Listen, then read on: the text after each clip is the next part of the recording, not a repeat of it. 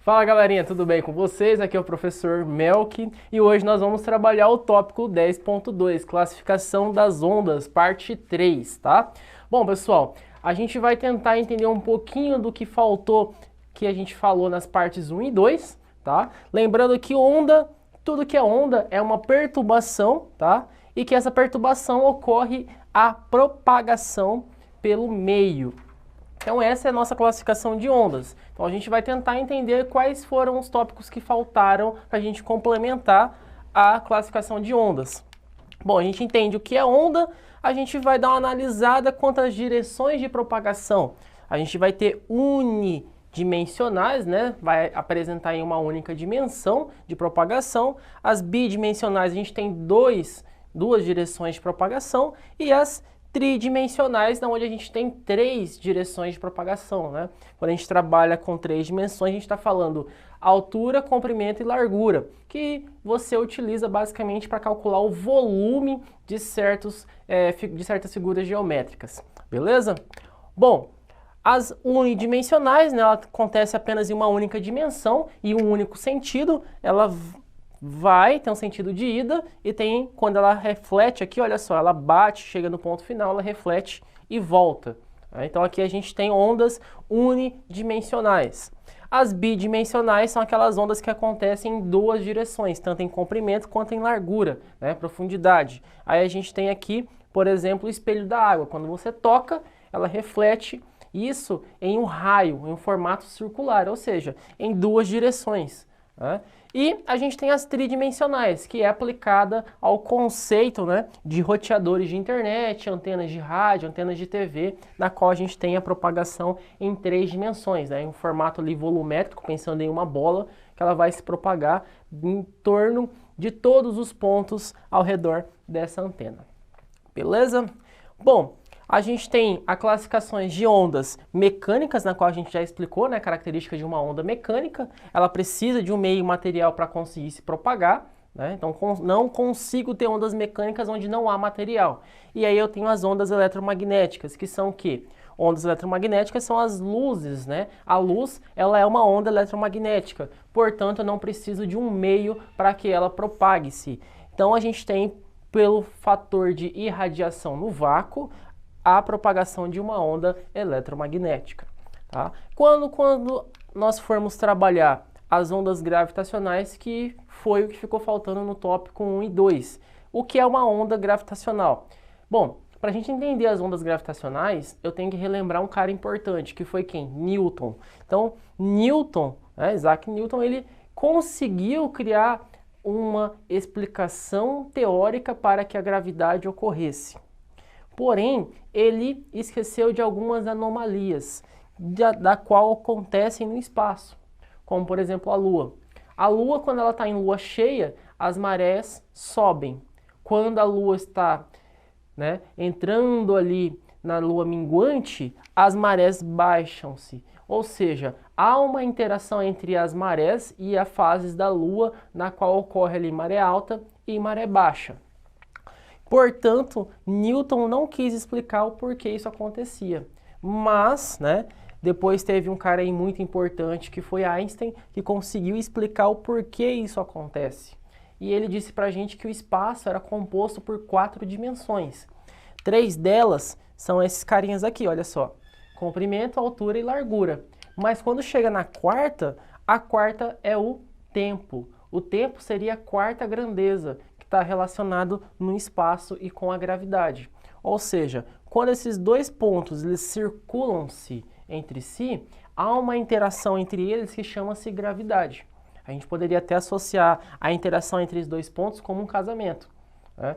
Aqui a mulher faz a vontade do homem e o homem faz a vontade da mulher dentro do casamento. A mesma coisa acontece com essas 2 partículas. Elas só conseguem girar em torno de si devido, tá, a interação gravitacional entre esses 2 pontos. E aí a gente tem a ocorrência de ondas, tá? Quando nós formos trabalhar, olha só, Isso aqui são dois buracos negros chocando-se entre si.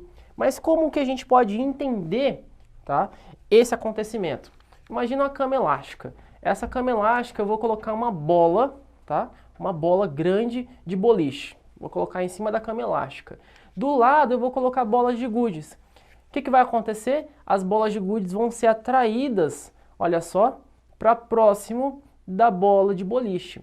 Por quê? Isso é a explicação da gravidade. É uma coisa bem bestinha, mas que você consegue entender como que a ação gravitacional consegue puxar corpos para próximo de si. E aí a gente consegue entender como que a Lua consegue ficar girando em torno da Terra. E a Terra gira em torno do Sol, através desse plano, né, que a gente chama de espaço, que é o espaço sideral, na qual ele trabalha com 4 dimensões, que são comprimento, largura, altura, e a quarta proposta por Einstein é o tempo, na qual a gente tem a relação de ondas gravitacionais. Beleza?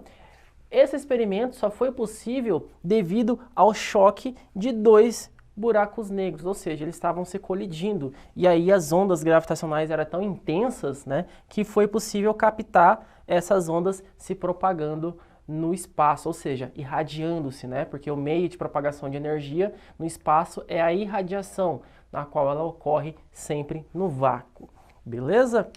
Bom, aqui a gente tem as ondas longitudinais. Um exemplo de onda longitudinal é basicamente, olha só, esse cara aqui. As ondas longitudinais, elas vão trabalhar sempre no som, tá? Essas ondas longitudinais, elas sempre vai acontecer do meio de origem, ou seja, o meu objeto de origem, de perturbação sonora, ou seja, geração das ondas, até o receptor. No caso, pode ser o nosso ouvido, a nossa audição, ou pode ser a parede, tá? Ou qualquer objeto que venha receptar ou interpretar esse som. Beleza? As ondas longitudinais, elas sempre trabalham, olha só, em linha reta, certo? Sempre em uma única dimensão, que a gente chama de unidimensionais. Então, a onda longitudinal, ela é uma onda unidimensional, beleza? A altura dessa onda, a gente define a sua amplitude. E olha só, a compressão das moléculas no ar, colidindo-se uma com a outra, a gente chama de compressão. Beleza? E o comprimento de onda é de um ponto a outro, ele tende a se repetir, igual a gente tinha lá nos gráficos, que ele tende a sempre repetir-se, beleza? Bom, as ondas transversais já são as ondas realizadas por quem?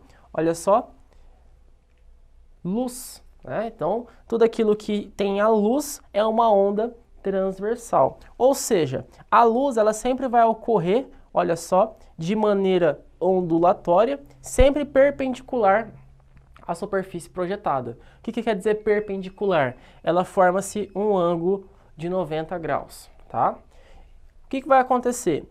A direção de propagação, ela sempre vai definir a onda de forma transversal, na qual ela sempre vai ter um aspecto visível e os aspectos não visíveis. O que é isso? Os aspectos visíveis são as faixas de cores que o nosso olho consegue captar, e os não visíveis são as faixas de cores que eu não consigo captar. Beleza? Então as ondas transversais são sempre a aplicação devido à geração de luz. Beleza? Bom, aqui a gente já viu, dentro dos fenômenos ópticos, tá? Ondas, a gente conseguiu entender o que eram as ondas do som, são ondas mecânicas e sempre longitudinais, e a luz é sempre ondas eletromagnéticas e transversais. A gente sabe o que é unidimensional, bidimensional, tridimensional. A natureza delas pode ser mecânica, eletromagnética e, mais recentemente, né, as ondas gravitacionais. A gente já analisou esse gráfico e conseguiu entender os pontos de pico. A gente sabe o que é o comprimento de onda, né, o lambda, a amplitude, né, de vale, olha só, de vale até o eixo, né, neutro, que é o eixo x, ou de crista até o eixo x. Ambos vão ser iguais. Beleza? Os fenômenos a gente já estudou anteriormente, né, que é os fenômenos utilizados na visão e também na audição. A gente até verificou alguns exemplos, resoluções de exercícios.